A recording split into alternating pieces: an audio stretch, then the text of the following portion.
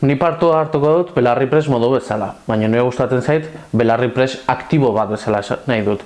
Hau da, naiz eta batzutan euskaraz ez erantzun, edo gaztelaniaz erantzun, nik esan nahi da, asko saiatuko naizela euskaraz hitz egitea. Horregatik esatit Belarri Press aktibo bat izango naizela.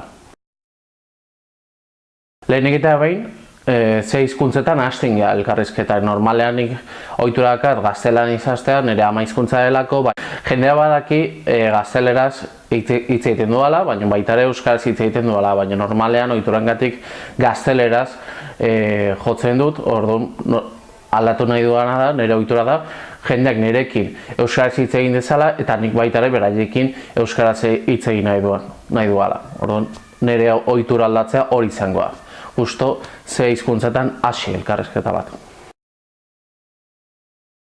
Lehenik eta behin, animatuko nioke jendeari beldurraz izatea. Ausarta izatea, justo proba hauetan, 11 egun bakarrikan, eta nik uste aukera bikaina bat dela. Gure ohiturak normalean ditugun ohitura horiek txiki batzuk aldatzea.